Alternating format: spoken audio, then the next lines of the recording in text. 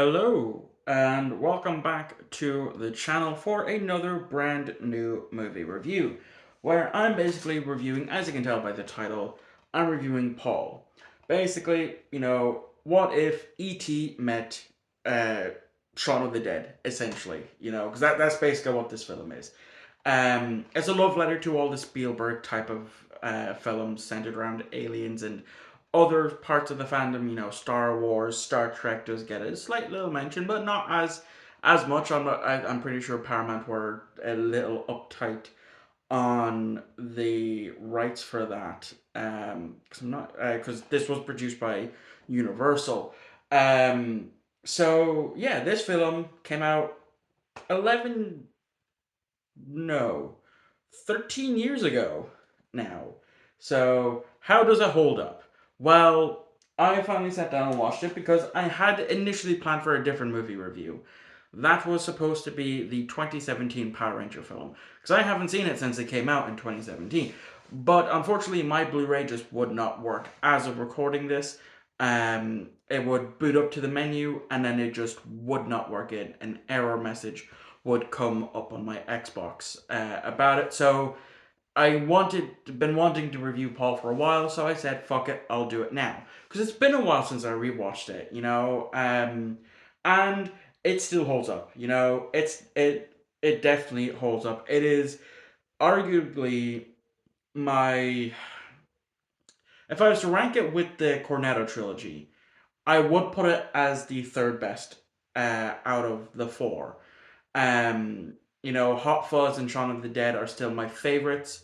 Then Paul, and then The World's End would be dead last because no matter how many times I rewatch that film, I just do not like it.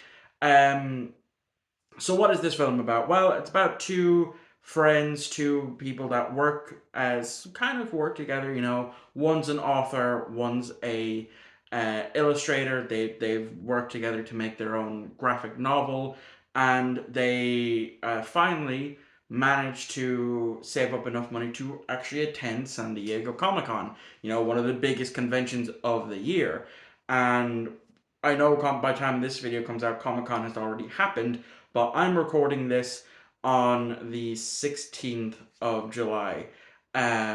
So Comic Con is still yet to happen for me, but again, by the time it comes out, yeah, I've actually never been to to a convention at all, to one of these comic book conventions. I know there's the Dublin City Comic Con one that gets held every twice a year, but I've heard a lot of horror stories about that, so I've been kind of not wanting to go. But anyway, yeah. So they make it. They also, they do the convention. They also have plans because they're also big into, they're proper sci-fi nerds. They love all things sci-fi, aliens, and all that stuff. So they actually plan to take an RV and go to visit some of these sites. They visit the Vasquez Rocks, which is famous for mainly being in Star Trek. Like the amount of times it's appeared in Star Trek it's not like funny, but it's there's a reason why it's popular, and it is in large in part thanks to Star Trek, for the episode Arena, and they recreate that in a sense. One of them is in a Gorn type of mask. It's not one to one. Again, probably because of licensing. Um, uh, but it was nice to see. When I first watched it back in 2011, I didn't understand that reference. Now I do, having actually watched the original series. And then they go past Area 51 and they go to this black phone box, and that's when they get introduced to Paul, who crash landed at the time of this film being made 60 years ago, and his ship crash landed on a dog named Paul, hence why he has the nickname of Paul, and he's trying to actually ET phone home.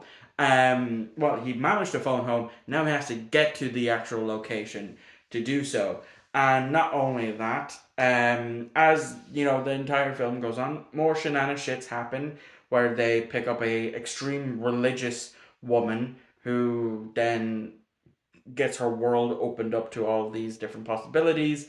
Who is the love interest for Simon Pegg's character, and they're also running from the secret agents.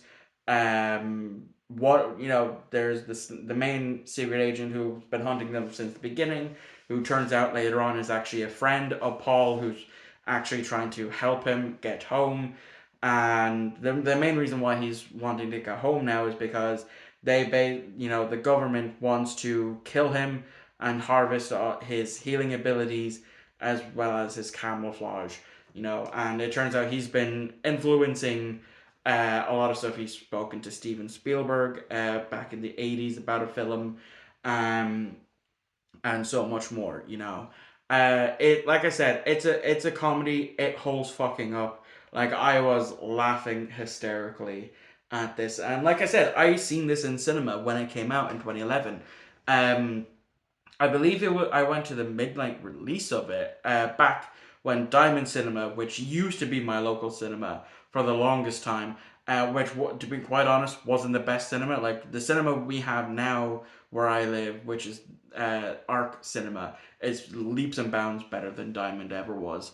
And yeah, I remember going to seeing it in the theater, and it took me a while. I'm not kind of ashamed to admit that it took me a while to realize that that was Seth Rogen voicing Paul, because I just for the longest time I just wasn't all that familiar with his work. Like I recognized him. Obviously, I love the Kung Fu Panda franchise, so obviously, I know him from that, as well as a whole bunch of other stuff that he has done. Sausage Party. He was in the new Super Mario Brothers movie as Donkey Kong. And there was a lot of controversy surrounding him as well as Chris Pratt around that time of Seth Rogen saying that he doesn't do voices, like he'll just do his normal voice. And that's not great for like voice acting. Now in Paul it was fantastic. I didn't care for it. I didn't care for it in Kung Fu Panda.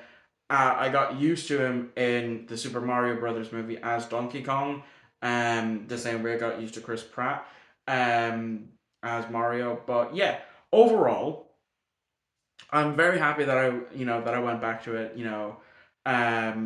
Because it still holds up. Like I said, it should like even though Edgar Wright doesn't direct this, the director still done a fantastic job. Had Edgar directed it, it probably would have been slightly better. But still, I love it. I enjoy it. I love it every time I go back to it. I can have fun. I switch off my mind, and I enjoy it. Like one of my favorite characters in it is the character that Bill Hader played. Like this was my introduction to Bill Hader. Like I love him as a voice actor, as a comedian. So yeah, my love for Bill Hader came from this movie. So yeah, just a nice little short review for Paul. Absolutely loved it. It still holds up. My third favorite of the Simon Pegg and Nick Frost films, and that means I've reviewed all of their films up until this point. Just those two together, not individually. I know they've been a part of other movies and stuff, like in Doctor Who. Um, but yeah, the only one that I have left to actually watch of just those two in it is Spaced. Now I have watched the first episode of Spaced, and I enjoyed it. I just have yet to go back to it. I own both seasons on DVD, but I just haven't gone around to it yet because I just have so much in my backlog. Anyway, that is going to wrap this review up. I don't know what's coming next because I don't have my notepad in here that has a list of all the videos that I'm working on in August. Um, so yeah, thank you all for watching. I hope you enjoyed, and I'll see you all for whatever upload is on Friday. I'll see you all next time.